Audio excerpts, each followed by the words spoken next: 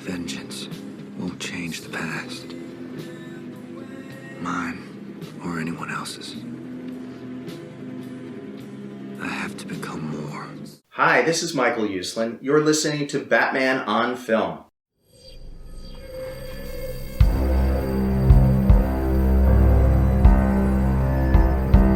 I'm vengeance. I have given a name to my pain.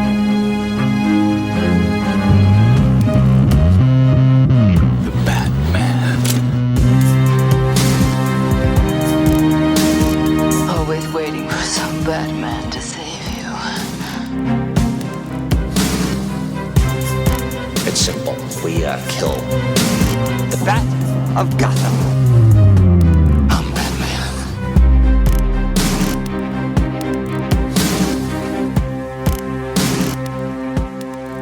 Welcome to episode number 93 of the Batman on Film Social Hour podcast. We're back with the 17th edition of the show within a show, The Batman, chapter by chapter, titled, I Have to Become More. I am hosting this one. Bill's had a bit too much Mountain Dew and gave up the hosting duties to me. And we have a full house. I am Ryan Lauer. Yes, that's me. BOF senior contributor Ryan Lauer. And joining me, we have a full house. Let's just hop right to them. Justin Kowalski in one corner. Hey. Micah Ramey in another corner. That's me. There he is. And then the big Dukaroo, the gumbo guru, Bill Jet Ramey himself is in the other corner. Bill, say hello. Hello. There you are. Okay. Wow. Hello. For somebody on Mountain Dew, you sound very calm. It has the reverse effect on me. Yeah. Whereas it gives us a spike, it almost kills Bill. It takes one shot of Mountain Dew. I'm days. also older than y'all, so I'm moving all right. slow. Well, come on. Okay. Boys to Men sing it best. We're at the end of the road. Bill, this is the final chapter of the Batman of the movie. We still have the credits scene to come up, as well as the two deleted scenes that you and I are gonna do. And we talked about it a long time ago, I think at the beginning, of how we are going to make a discussion about credits interesting, and we will probably talk for an entire hour because we're up to the challenge. So stick around next chapter by chapter, and we'll get into that. But yeah, this is the grand finale of the Batman. And Justin, when you were on last time, you demanded, I think we cut off the mic before we got to it, but you demanded that you come back for this discussion right here. But happy to have you, and then Micah, happy to have you on as well. This will be a good talk, gentlemen. Yes, it's a good chapter. Now Micah was supposed to be on the last one, but he slept in, and that's okay. I said you can come on chapter 17. Come on, you had to call me out like that. You could have been like, "Oh, you had technical difficulties. You had work to go to, or something came up." No, he did. He worked late and missed the show. We did it early, so I said, "You just get on chapter 17. It's going to be a good one as well." And here he is. So I've got to slander my work ethic like that. Jesus. Well, let's just get started with, would you almost say, Bill, the last discussion might have been the most action-packed chapter that we've had of all of the chapters. Yeah. It felt a little bit nonstop. And it was a good one, good discussion. And yeah, this is the capper to the movie, in which it opens up with kind of a sky shot of Gotham. We're kind of seeing, the next morning about, Gotham being flooded. We see Falcone's office, being flooded, but then the Penguin is standing in that office as we hear, it seems like the Batman's final journal entry for this movie, and the shots line up pretty well with what he's writing into the journal, and in which this kind of hit differently now, especially this week, for the Penguin standing in Falcone's office as, Batman is narrating about, looting and lawlessness will be rampant in the parts of the city no one can get to. It can already see things will get worse before they get better. And some will seize the chance to grab everything they can. Yeah. And now we know like it seems like this is where the Penguin series is going to kind of pick up when they start filming that next year. Did it hit it different for any of you guys this time around, knowing that information now? I would say, well, I've watched it. I've watched the movie several times since we knew the Penguin was coming, but this is the first time I've watched this scene since Colin Farrell said specifically, we knew it was going to take place after the Batman, but he said it takes place, it's just like a couple of weeks. There's still water in Gotham. And so, yeah, I mean, you look at it that way. He's, especially when he says some will see this as a chance to grab everything they can. He's in Falcone's office looking out the window over Gotham. So he's already probably in his mind, this is just, me, my fan brain going, is like he's contemplating how he's going to make his move and become the big boss now that Carmine is gone.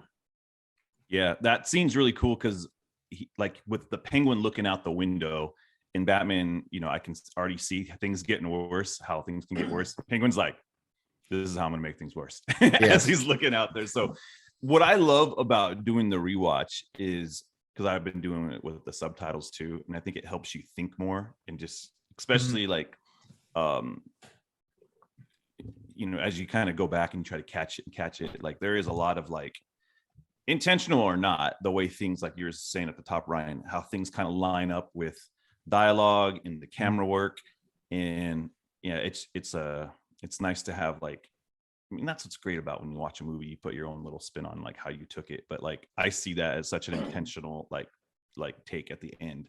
Like Batman's realizing how things are going to get bad, and then opportunity knocks to people who want to capitalize on stuff like that. And Penguin is ready to take control. So yeah, I love that spot. I love that shot. I like the journal entry kind of bookends the beginning, because you have the Riddler scene at the very beginning where he kills the mayor, and then you have then it goes into the journal, and then now it's the final journal entry with Batman being heroic and everything. We get into that in a second, and then there's that last scene with him and Selina where there's no journal entry. So it's kind of a bookend, and you can see what he writes the first time we hear him in his journal about, they think I'm hiding him in the shadows. I am the shadows. I'm out, I'm in the element and so forth. And the way he writes after all this is completely different, different. Yeah. Yeah. So when we leave the Penguin, we do see, we cut to Bella Real. Who's Wait, can I jump in real quick before you hit Bella? Because this jumps right into, sorry. Okay. Her first line is, "We will rebuild." And that's still on the Penguin's face. Okay. Gotcha. You know what I'm saying? And so it's almost like, I'm going to rebuild. And it's not like he has this crazy face, like he's scheming. It's almost like he's staring out that window at like, what's next? What's the optionality? It's not a goofy comic book ending where it's like, like he's getting a duck. I love the duck. He's staring out the window, like, and when she says we will rebuild, I'm like, oh shoot, everyone's gonna rebuild, good and bad. So I like that. Yes. Sorry. It's a good point. I'd never thought that, and that even adds another layer to it, because not only everyone's got an opportunity. Good's rebuilding and bad. Yeah. Okay. Yeah. And she continues in her speech, and because she's on a podium, and I mean, she's a real trooper in how she was shot the night before, but she's got her arm in a sling. She's out there with police and other people speaking to the media, and she says, "Together we will learn to believe in Gotham again." Michael, what's your impression of Bella Real by the end of the movie? Then, maybe even in comparison to how you felt about her at the beginning of the movie. Well, at the beginning of the movie, I kind of thought she was some sort of an asshole, just going straight up to Bruce Wayne, demanding his attention and his support as someone running for mayor. It seemed like, if you watch it again, she just kind of walks up to him, interrupts Bruce Wayne, and just kind of demands, like, hey, like, you're the most influential person in Gotham. Why don't you join me and aid me? But it does seem like toward the end of the movie where she's trying to calm everyone down in Gotham Square Garden, and ultimately almost risking her life, and also trying to bring everyone together after all the chaos and destruction that we're supposed to believe that she's honorable and she's going to lead Gotham into some better way. But I'm still not sold on her 100%. You never know with Gotham and its politicians. So That's true. I am sold on her, and I do by the last scene, how she did accept the help after the kid did. She accepted the help with Batman. I did take, and I think Bill and I mentioned it too, of how that almost seemed like, okay, we're going to work together, kind of accepting Batman's help because they are on, like, they have the same goal. And so it'll be interesting to me, and hopefully she does return. I can't see how she wouldn't in the sequel in some form, but it'll be interesting to see what Reeves and company do with her, with Batman, with Gordon, with Gotham itself, and how much of a key player that she will be in the sequels, because they have built I think so regardless, and how you felt about her toward the beginning, Mike, I think it's fair to say, like, we could agree that she is like a strong character. yeah. And so, like, I just feel like they've set her up pretty well to see how does she fit into the whole Gotham rebuild come the sequel, maybe even in the Penguin series. I don't know. I mean, Oh yeah, she surely could pop up in that, and that would work just fine. If Justin or Bill, you guys have any thoughts about Bella Real? I was just thinking about her name. Yeah, go. Like, Yeah, that's an intentional name, like to call her Bella. A Real like, change. Yeah, huh? Well, beautiful. Like, A right? Real That's what it means. change. Like is she? And I don't want to think too much, but that's why you do shows like this, is to like extrapolate. Yeah. So I'm like, We're thinking too much about everything, right? this. Like, but her name really just means like authentic beauty, right? And so is it like Gotcha. we need something like this to help lead into the future, because this is a new character. It's not like a character that's in the books or anything. That's all I was thinking, like like when you name something, there's intention there. And so an original creation here, they can do, there's no strict rules to follow by. There's no like, oh, you've ruined the character or anything, because it's an original character. So they really can go anywhere with her, which that's exciting to see. And so I don't think she has any like ulterior motive, is why I say that. Like, she's real. That's like a person you can trust. Like, sometimes you're like, I don't know, is the mayor corrupt or not? I think no, she's authentic to who she is. And whether beauty means, like, there's a whole bunch of different things. She can be the bringer of it. She can be helping in that. So anyways, just thinking of her name moving forward, like, she's an ally. Yeah, that's what I hope. I hope there isn't like a clashing off screen to where they're enemies. It'd be more interesting to me to see how they work with their constraints. How and she's definitely like a go-getter, like Mike was saying. Like, she's calling people out, like, hey, are you gonna help or what? Like, yeah, what's that line direct. she says? It was in the last chapter. Like, that's what was wrong right before she gets shot, when she goes out and Gordon's trying to keep her from going out. She's, that's what's wrong with this city. Then when I don't forget, no one wants to stand up and do the right thing. Yeah, but I do. Excuse me. It's kind of like with that. It's like, oh no, give that to some other people. Don't say that to Jim Gordon. Like, he's a good guy. Don't yell at him. He's good. And I'd be remiss if I didn't bring up a connection here as we see the state of Gotham. Our favorite Italian, Peter Vera, his favorite Batman story is No Man's Land. The mentioning of the National Guard is coming and martial law is in effect. I mean, it's just a little bit of like, I wonder if there is going to be any kind of subplots, any influence from No Man's Land that Reeves will explore, whether in Penguin series or the Batman, because I definitely thought of that. And I know Pete mentioned it like instantly right away, of this does set up a little bit of that massive No Man's Land storyline. I would say depends on how much time has passed between the Batman and the sequel.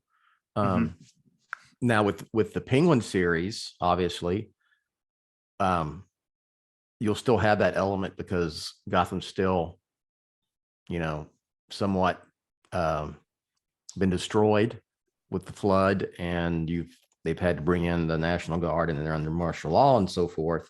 So I guess it's just depending on the time frame with that.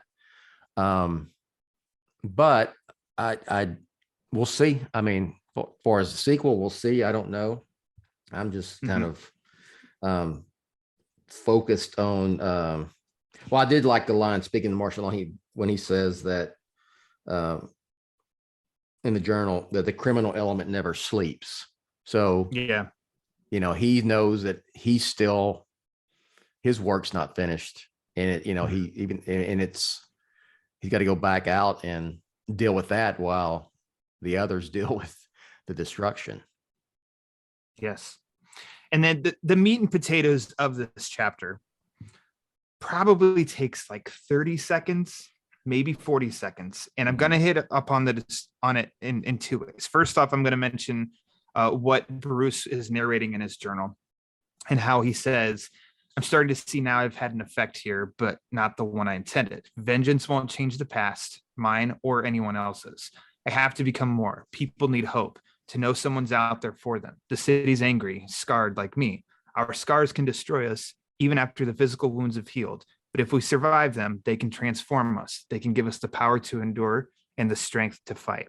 So that's what we're hearing him narrate to us. Mm-hmm. And then visually, as we're seeing Batman carry a woman in the middle of a group of people that are sitting, and he carries her to basically like a stretcher to be lifted up in a helicopter. And as he lets her go, she puts her arm out fast, quickly reacting, which you can see that she's just like scared, and grabs his arm, in which he looks at her hand, and he looks at her, and he like puts his hand on her hand and puts it down, and then does like a nod. Yeah. As then he stands there and watches her as she gets carried away.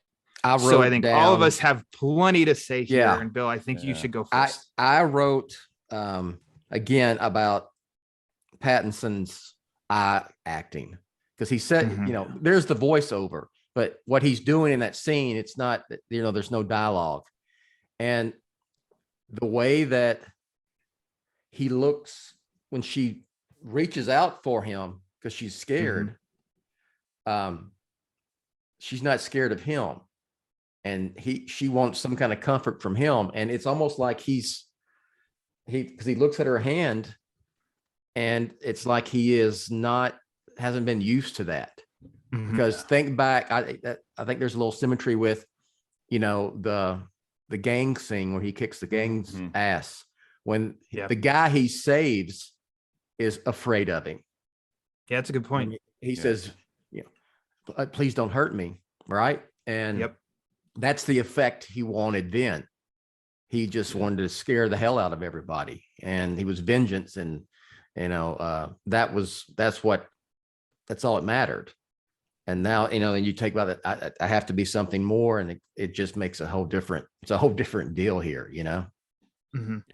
Justin, go ahead.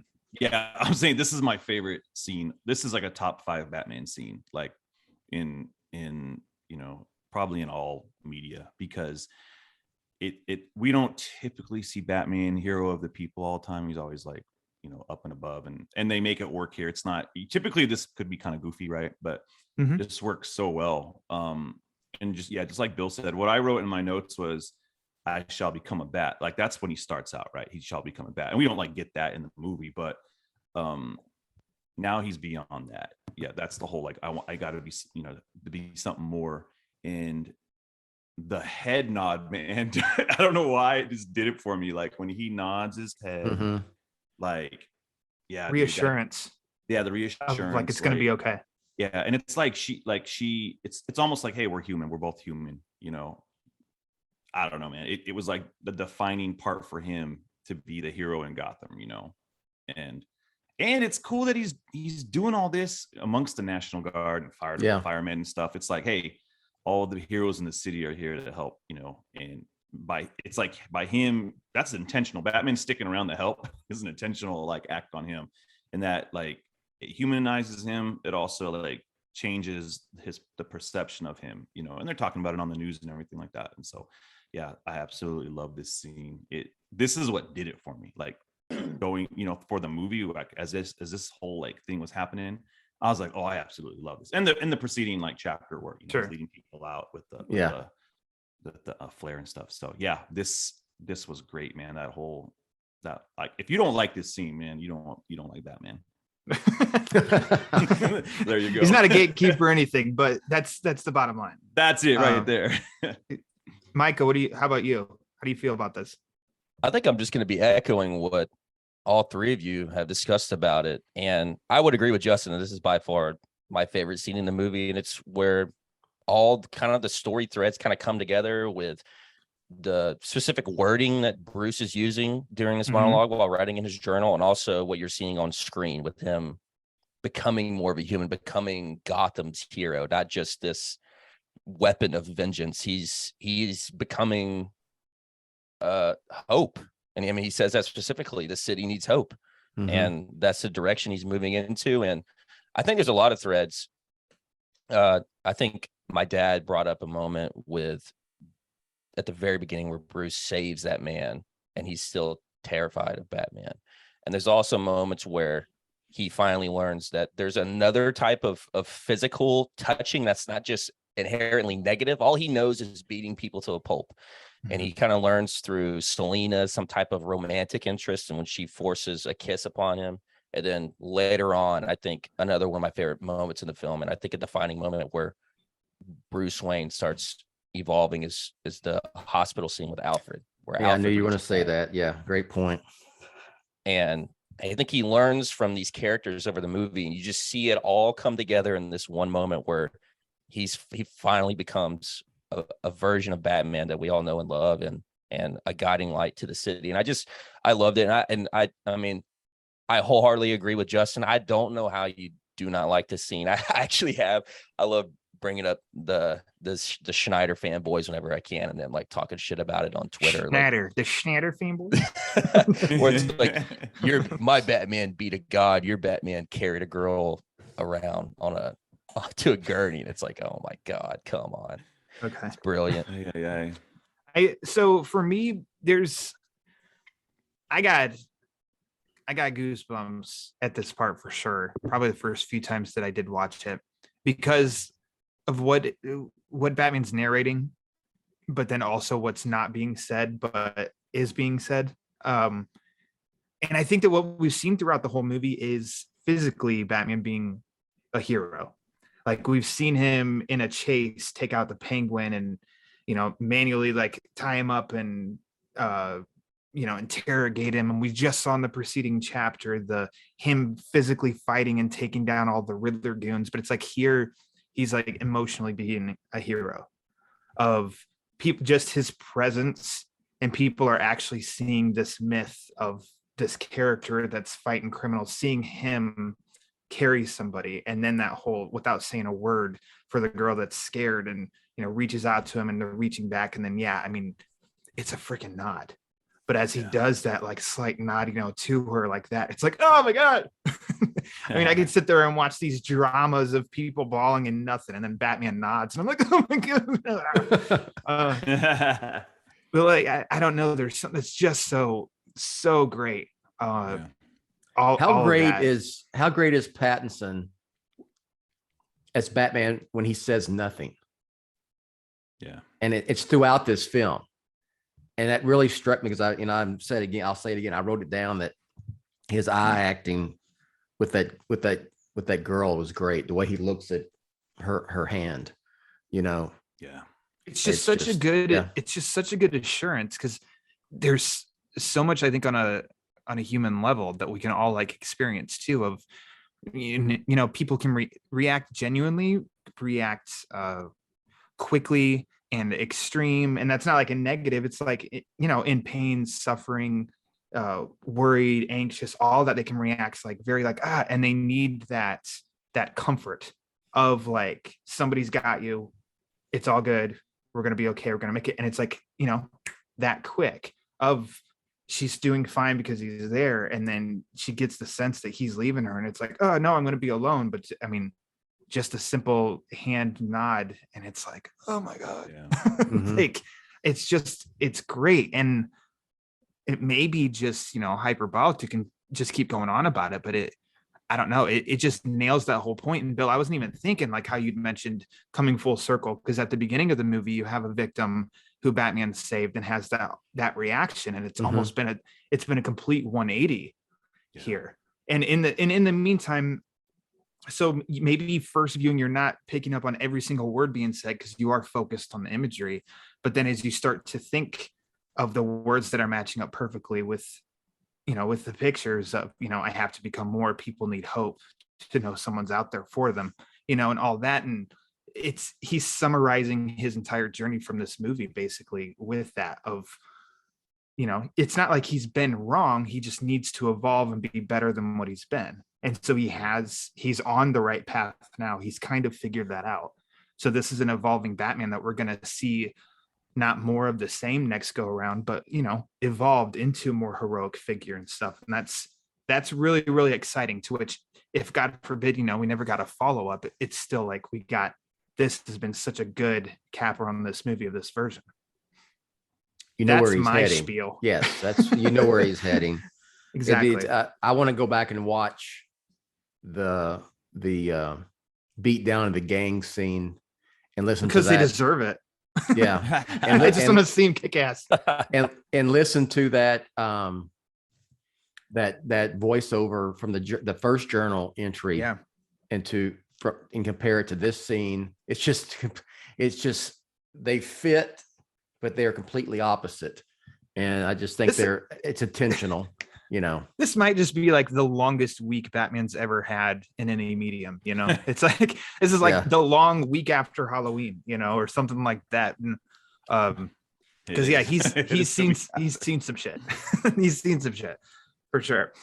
But this moves, it's great because then, like, after that scene, we do get a shot of the Gotham arena, James R. Thompson Center in Chicago, totally flooded, and then it cuts to being on a TV as news is, we see that lower third, and we're hearing the newscaster, and then we're hearing and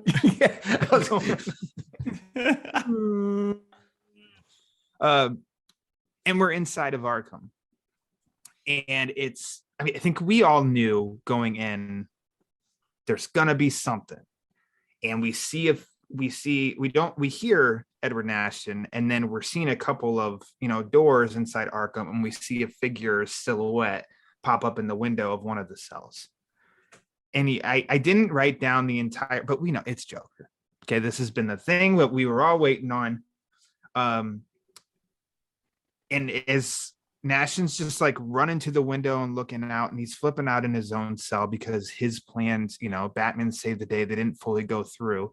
But I think from a villain's perspective, he's being a little hard on himself because he really did F some shit up in Gotham. So he didn't totally bomb. That's what I wanted to ask. I wanted to ask. He did bomb. You see his reaction to that. I mean, all the bombs went off. Gotham was flooded, but that's not what he wanted. He wanted to sit there in Arkham and watch it with Batman because they were, in his mind, they were partners, right? Yeah. And until Batman said, "You out of your goddamn mind," But so his reaction to that is like, my plan didn't work, and then you got the Joker going, hey, don't be sad, and oh my gosh. Okay. So yeah. Okay. Before we hop to Jokers, I want to pick your guys' brains then, because in looking at it, so we saw as the bombs are going off, we saw Nashton go boom, boom. Yeah. So bombs went off. The new mayor-elect did get shot, just not shot and killed. And then, so to me, it seems like there's a jump in emotion here, because by the time the bombs were going off, he was very excited and enjoying it. And at that point, he knew him and Batman weren't partners. Yeah. Because they'd already had the Arkham scene. So what happened that put him in the state that we see here in Arkham? Like, what did he not accomplish that gave him that dramatic shift? Because last we saw him, everything, like, it still, bombs went off and I guess the new mayor-elect wasn't killed Well- by his followers. Well, Y'all he's can- watching the news. He's seeing Yeah. everyone celebrate Batman. They're talking about Batman. And Gotcha. It's like that was supposed to be my friend, and he's Yeah. literally helping with the aftermath of our plan. We were supposed to enjoy this together. Instead, he's, helping the chaos that I created. So I think that's the emotional. I think that's it. And even it would, even though the bombs went off and Gotham flooded, Batman did he took out those goons at Yeah. the Gotham Square Garden. Because remember, we'll give them some real change now. And Batman took them all out, and they had all the I'm sure he was planning on like more, take out the mayor, take out everyone that's there. And Batman prevented that, and Batman led a group out. And like Justin said, yeah, they're celebrating Batman on the news. Yeah. Micah, do you have any way to set this straight in my mind? I just think he feels incredibly betrayed because he thought they were partners the entire time. So There you go. Batman's helping him the entire time with these murders in his mind, right? Yeah. And then at the end, Batman kind of just shits on him and tells him he's a lunatic and he's out of his mind and To age, incredibly psychopath. You'll die alone. You're a loser. And Nobody likes then, you.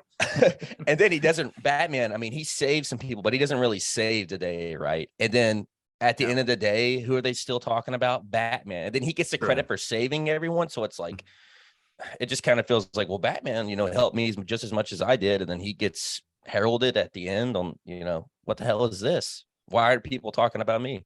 I think Mike is right. Betrayed is a great way to put that. Yeah. That was a fresh glass of clarity from Micah Ramey. Thank you, Micah. And then, of course, then enter Joker, who goes on a spiel, and what he says, and very clever, as if we didn't know who this was. And he says, "What is it they say? One day you're on top, the next you're a clown." And then there's something in the way that he says, "Hey, don't be sad." There's like the going higher tone, but the sad. Gotham loves a comeback story, and that's where. And we did get a quick glimmer of in one of the trailers or TV spots of Nashton up by the window to where it is full silhouette behind him. And it's that point when he says Gotham loves a comeback story that you see him kind of do like a pause and then turn, and he starts to come to the door of like, who is this guy? Like, and then of course Joker knows how to get him saying, riddle me this. The less of them you have, the more one is worth. And he says a friend, and then they both just laugh. So with that, it's hard to judge, this Joker, completely extreme reactions of this part of the Joker that we see, not counting the deleted scene, ranging all over the place. It's just a snippet, but the characteristic of manipulation is definitely on, like, that's spot on. And he knows, like, he hooked Nashton and Riddler, I'll just call him Riddler, hooked him from the get-go with this speech, and feeling like I empathize and I sympathize with you and everything. And then like the kicker here is of course the riddle, and what that means in the end. It's like Riddler thinking of like, I've got a friend in here, it's this guy over here, and boy, is he in for a surprise when he sees what he looks like. It's how'd you guys think? What did you guys think of that? When I first saw it, and I was thinking, as much as I love the movie, I was like, okay, I got to come up. Well, I wasn't really, not that way, like trying to overtly try to come up with a criticism, but I was like, I did say, was that scene really necessary? And I heard some others talk about that, and then I listened to Matt Reeves explain why it is in there, and it completely makes sense. It completes the the Riddler's arc. We have to see that his reaction, that even though his plan was a success, it wasn't a success in his mind. That's when you get all that, him and then the Joker thing, you brought this up right here, Ryan. Again, I learned something new every time we talk about this. He is manipulating the Riddler straight up, Yeah. with, riddle me this and hey, don't be sad. Yeah. Yeah. Gotham likes a comeback. Yeah. The only thing the Riddler needs is a friend, and the Joker Yeah. is exploiting that. Yeah. you know? Exactly. Perfect. Yeah, And so- that'll be, I hope that we somehow see this paid off in the future somehow, because that's a great, I mean, Micah had just said, Riddler's feeling betrayed. So he thought he had this friend, this ally in Batman, but his friend betrayed him, in which that's where he's at his lowest. And, he's looking for that rebound, and he's like, yeah, Joker, that's my rebound. So he's got his new friend that he can use that later on too, be like, to escalate him of like, you weren't there for me, Joker was, sort of deal, something like that he can use in the future, which is really cool. Yeah. Then they can team up with Mr. Freeze and go steal some diamonds. Go get them diamonds. I feel like I feel the same way Bill felt, though. I think the scene is good. I wish it came before the last scene, though, because I love that if the movie would have ended with just Batman staring up at us with kind of the new mission statement. That was the only problem I had. I was like, oh man, we just got this really inspiring moment with Batman, and then we cut to kind of like lunatic, like, social hour, and I was like, oh man, like, either that, I felt like, and I get what Matt Reeves was saying, like we needed to see the end of his story, but like I would have rather have gotten Riddler's story ending first, and they could even do a Tarantino thing, like, we still could have seen Batman like saving everybody and writing in his journal, just ending the movie with Batman talking about like enduring would have been like stronger. And that's why this ending didn't make me feel like as inspired. That's all. Like I was like, and I know like after credit scenes or whatever, but like this feels more like an after credit scene, because it's like it's kind of a little wink to like, here's something that could come. And so I like the interactions. I just didn't like the placement of the scene in the movie. That was my I had a pick. That was my nitpick. I can't disagree with you, but I also didn't want the movie to end. So I'm glad it didn't end with him looking up. But I agree, if that would have been went like, long, I didn't have a long with the length. It was just the placement of the scene. Yeah, because I can totally picture it of you're on that emotion, like, and then as he's watching, and then just boom and credits. Like, I totally get it. Of if that could be a good spot to end it. Where they do end up ending it, I think it's good to end it too. But I get you. Micah, did you think that this scene teased that the Batman sequel is Joker and Riddler teaming up? Not 100%, but I mean, it's a potential, right? I mean, it could happen. But we're definitely getting Mr. Freeze and the whole diamond thing. So that's of course. All I want to know is, who the hell is the warden of Arkham Asylum putting Riddler next to Joker? What is he thinking? What is he thinking? He must be obviously like, son of a bitch. They're gonna get a new one. Jeremiah Arkham's gonna be in the next one. He's gonna be like, what the hell's going on here? As he walks in, and he's gonna split them up, because that's the clown ward right now. Oh God. But no, I feel very similar to Justin, where this scene, and I never really thought about it, that they're both here because they need to close the arcs of characters, and also with the Catwoman scene that we're going to talk about later. I mean, those are two arcs in a row closing, but this one specifically with the Joker and Riddler, it does feel, I just can't help but watch it and just feel like we're DC. We don't do post-credit scenes like Marvel, so we're just going to put it in the movie. And especially now after watching the deleted scene with the Joker and Arkham, I'm like, oh my God, that scene's just so good. I wish it was in the movie, but I get why it was taken out. But I don't know. If I had to nitpick anything in the movie, I would nitpick this scene. I think if it wasn't there, it wouldn't hurt the movie in my eyes. And I do agree with Justin, how ending it with that monologue would have been, just cutting to black would have been incredible. But there still were technically story threads to wrap up. So I understand either move, and I don't really, I'm not going to nitpick the movie too hard for choosing either or. Gotcha. Well, then let's go with what was decided on how to end the movie in I can't think of the term of what Selena's in. At the cemetery. Gosh, what is that? Mausoleum. Mausoleum. Yes, thank Yeah. you. Where she's in a mausoleum looking at, her mom's spot, and Batman, shows up, scares the hell out of her. And basically a bit of a takeaway at first with this scene is in their discussion and how figuring out where she's going to go. And Batman says, where will you go? She goes, I don't know, upstate, Bloodhaven, maybe. And I remember the BOF watch party, Matthew Sharif at that point, because he was wearing a Nightwing hoodie. I just heard that. I heard that loud and proud. So that's a fun little nod of Bloodhaven, and that doesn't necessarily mean that, Nightwing's coming, he's in blood or anything like that. But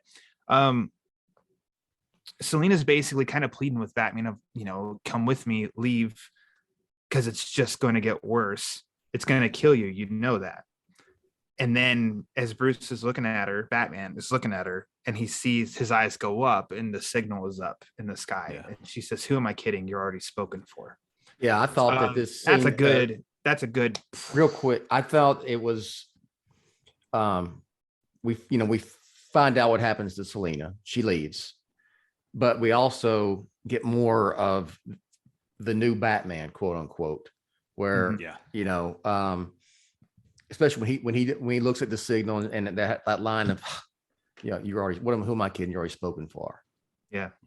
And she says, it's going to kill you. This city's not going to change. And he says, she's like, come with me. We'll, what was it? Take on some hedge fund people or whatever, take them, have some fun, batting the cat. And, he just says, I've got to try. Mm-hmm. Even though he probably knows, it's probably failed endeavor, but I got to try. This is what I am, and Gotham needs me. And it's her telling him, you should go. He's kind of wanting to stay there with her. The signal's up in the sky, and she's like, you should go, because she knows too, right? Yeah. He's spoken for, lady. But also interesting in the fact of, so she's kissed him in this movie. He slightly kind of leans in and gets a bit of a friend zone blockage from Catwoman at this part. And I don't know who it was that had mentioned something of, well, he's spoken for, he's kind of fixed, now. She said it early in the movie that she has a thing about strays, and that now he's not a stray, so not as appealing. Not as appealing, and or something like that. And I don't know if that's too deep, and I apologize, I don't remember who I heard that from, but I was like, that's actually a really interesting callback. It is stretch, reach, I don't know, something like that. And it's that's great. I mean, if it follows right after she says that he's spoken for. So I mean, it's a fun thing to connect, and if you want to think of it that way, then go for it. If you don't, you don't have to. But I do like their final interaction. I think we leave Selena at a really good spot, because she leaves with money. So, I don't know if you guys saw any of this, but there were some strong reactions to Selena's outfit in this movie as Catwoman. But I think she leaves it perfectly. She has this money, Not and perfectly. I think Justin, I didn't even mean to, but son of a bitch. But she can come back with a more developed full-on Catwoman suit. She can come back Catwoman, period. Yeah.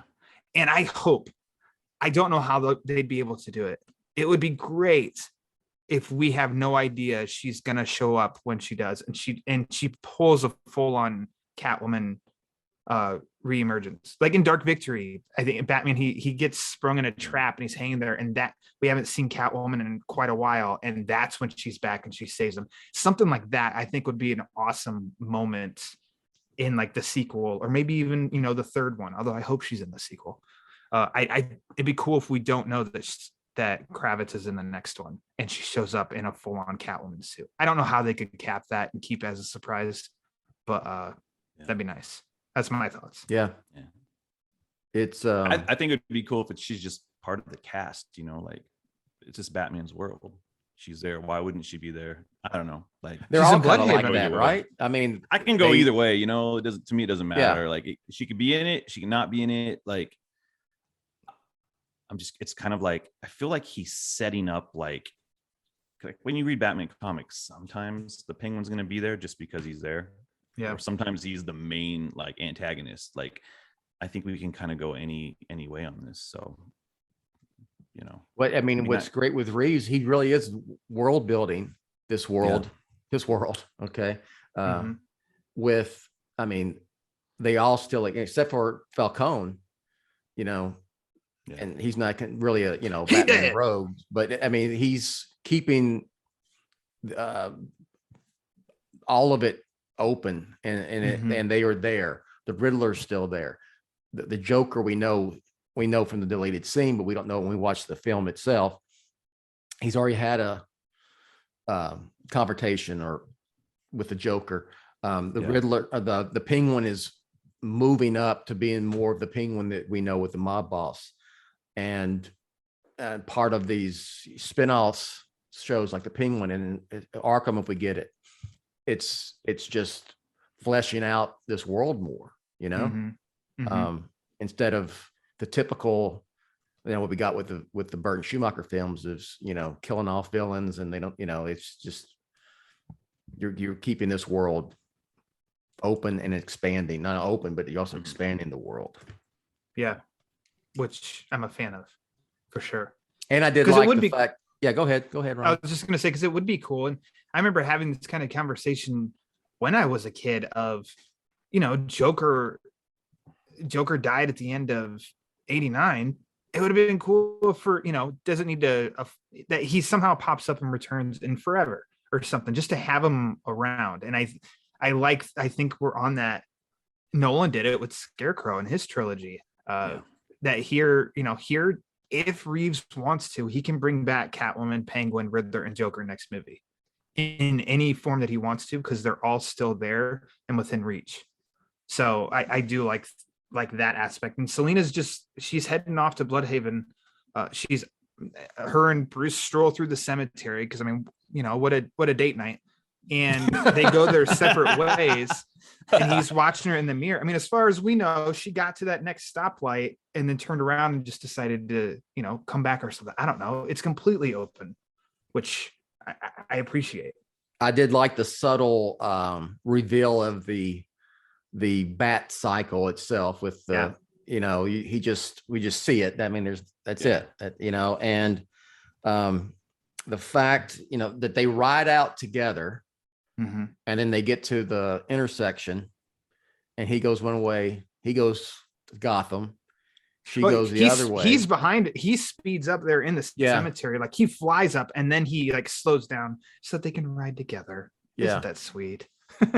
And this is like talking about this ending with Batman. It does end with a shot of Batman, and I think, you know, we see him on the bat cycle. He's watching in the rearview mirror as she's going away, Mm-hmm. and then you just, again, with his acting without saying a thing, just the way he turned, then he refocuses back on Gotham, and his whole face changes like that, because Mhm. now it's the bat signal's shining. I got to get to Gotham. I'm Batman. And the music track, I should have created a needle drop for this, Bill, because I think I mentioned it every chapter by chapter, but it's All's Well That Ends Farewell. It's also a really good track, great music, which by this point we like, of course, the whole score has been, but it ends in a really cool, like, drums and like bam, does like a really loud pop, cut to black, which I think is a cool little like, yeah, sort of deal. Yeah, you mentioned that that was one of my other things, was the score is so great at this whole ending scene. Mm-hmm.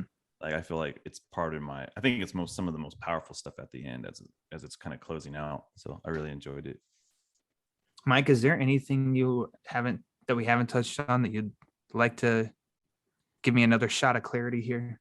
I don't think I got anything for you this time. The only thing I was going to say, which you guys literally just said, was how fantastic the score was and how it's the very positive it's like one of the first times Batman's doing something, and there's like not just that dark, ominous boom, boom, boom, boom. It's finally so much. It's so different, and you can see it on him with his acting. So I think how my dad mentioned the acting and how you guys mentioned the music, it just pairs together so well.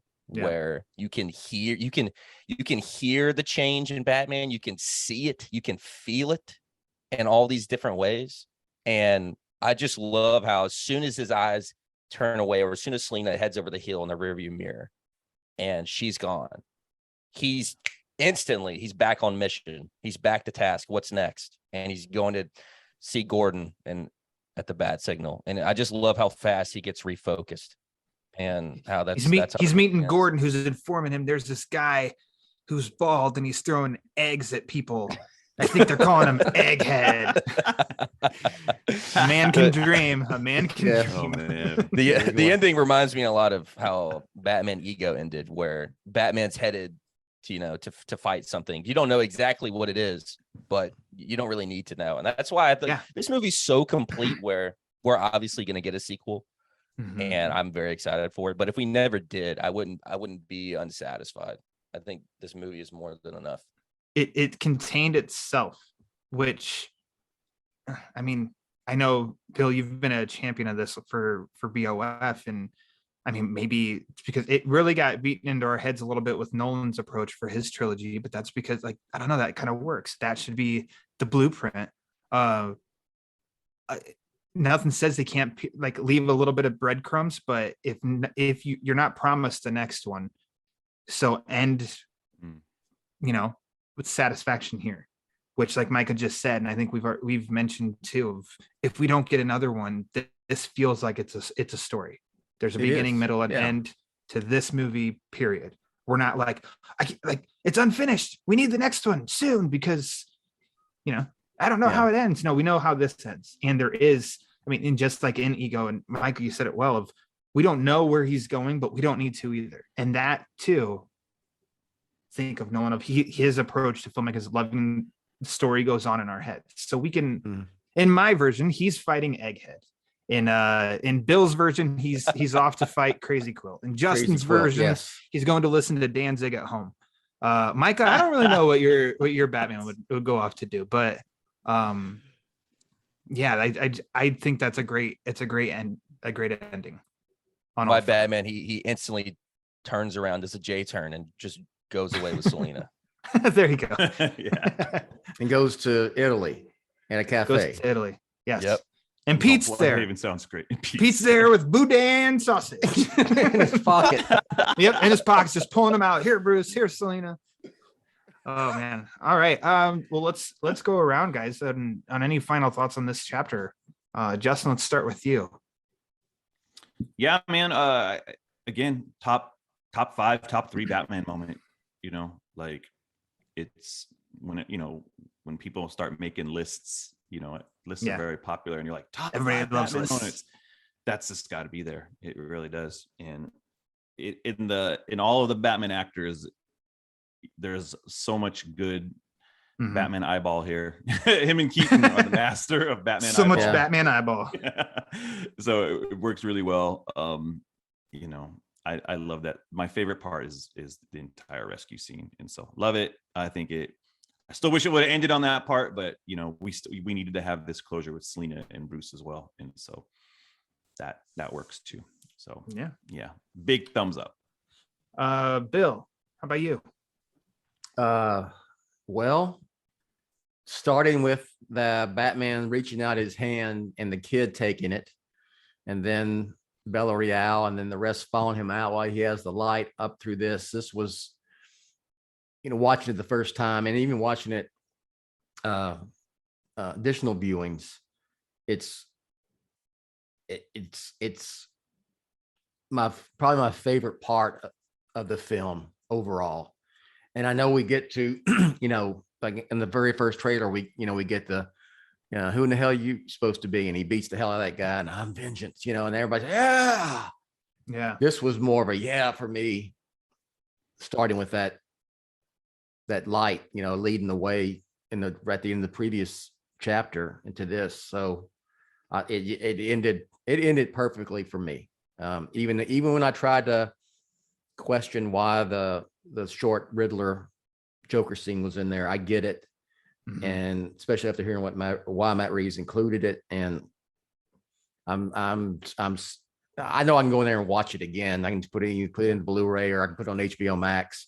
But we've talked a lot about this movie over the last 3 months, 4 months, Think whatever so, we yeah. started this. So it's kind of sad it comes to an end as far as just dissecting it like this. Yeah, It's been fun. it has. Micah. Yeah, I think there's so many amazing scenes in Batman's filmography over the decades, and most of them are kind of like what my dad said, like that hype, like very badass, cool scenes. Yeah. But I think in my opinion, the best and most empowering are the ones that kind of hit on an emotional level. And you see that in The Dark Knight, and especially with The Dark Knight Rises. But in this film, this scene specifically with Bruce or Batman carrying the girl down and his monologue and the symbolism throughout the movie of hands reaching out to another and grabbing it. It just hits differently for me. It really does. And I remember watching it for the first time. I just was almost brought to tears with just how incredible that scene was. And I was Pattinson's Blubbering like acting, a damn fool, I Yeah. think is how you would describe, Bill, the end of Dark Knight Well, Rises. I think Micah that's Micah makes a great point. I'm learning something. Alfred reaches out his hand to Bruce, and Bruce takes it, and then Batman reaches out his hand to the people, and the kid takes it, and then Bella Real. I mean, you know it's what all we're connected, learning? man. It's all connected. You got it. Yeah, I mean, echo all three of your guys' thoughts with mine. It's been fun going this, deep into thinking about everything with the movie the past 3 months. This last chapter, yeah, that's a great moment. I don't disagree with Justin's point. I can totally see an ending on that, where Batman looking up, but I'm also really, really glad got the Arkham scene and then the Bruce and Selena scene to cap it off too. I have no nitpicks because I don't want to, and this is at least a top 10 Batman moment is with that girl in the stretcher and stuff, and it's so good. And as well as his monologue with the journal entry and all that stuff, connecting it to how he was at the beginning this is a great capper for a great movie. Greatest Batman movie that's ever been made. That's not my opinion. I don't know. I don't want to talk about that. Anyways, Until the next one. Until the next one. To the next Yeah. one. Yeah. always till the next one. And that's going to be the best. So let's put a pin in it. Let's end it here. Let's do some quick goodbyes and wrap ups and plugs and all that. Justin Kowalski, kick us off. Yeah, follow me on Twitter. That's all I got. There you go. Follow me on Twitter, Justin M. Kowalski, or you can catch me on the latest Batman book club as we There you go. wrap up the Kelly Jones, Doug Minch, Batman Vampire. Crimson Mist. Crimson Mist. Yeah, which Kelly Jones, he sought it out and did a shout out for it even. Yeah. So that was very nice. Oh yeah, that's cool. Yeah, he did. He says a bloody good talk on Crimson Mist, and retweeted. So that was pretty nice. There you go. Micah, what do you got? You can find me over on YouTube on Raimi Review, and every now and then on some random BOF show. I know me and Javi recently just did a Batman animation of Batman Beyond's first 2 episodes, Rebirth. So go check Gotcha. it out if you want to. But yeah, that's it. Bill, aside from your Philadelphia Eagles fan site, what else do you got cooking Shut the hell up. in the I'm gonna need a moment here after that. Okay. We lost Ryan's mic. Okay. All I got, Batman on film. Go there. That's it. There you go.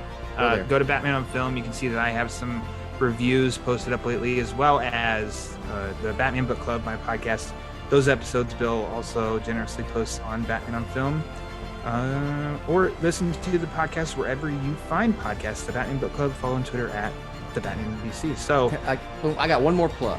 one more. Okay. Speaking of, and I've mentioned this before, but the Batman on Film chapter by chapter is spinning off to its own podcast, and we're going to start at some point with Batman 89 here in the very near future. So Ryan, Justin, Micah, everybody else, the only issue with Batman 89 is I checked it out already, is that there's like 450 chapters the way the DVD or the Blu-ray is divided up. And so I will have to go watch it. I'll have to force myself to watch the whole thing and then try to come up and then just divide it up, that way. So I'll try to, but it's a shorter movie than the Batman. So we can get done through that in less than 17 chapters. So stay tuned for that. But yeah, everybody's welcome to come on and talk about I'm real excited. the chapter. We'll start with 89 and, go from there. So that's it. Just want to mention that. It'll just be me and Pete for returns now. I'd listen to it. That sounds good. Sounds good to me. So yeah, stick around, keep your ear to the ground, because the next chapter is going to make credits interesting. You're gonna learn some things about Batman in that. So I think from here on out, we'll just let announcer Rachel take us out. Thanks for listening to the BOF Social Hour, Jet's official vlog and podcast on Batman on Film. Follow Jet on Twitter at Batman on Film. Follow the BOF newsfeed on Twitter at the Batman on Film. For Jet and everyone at BOF, I'm announcer Rachel. Authoritative, definitive, the original, Batman on Film, established in 1998.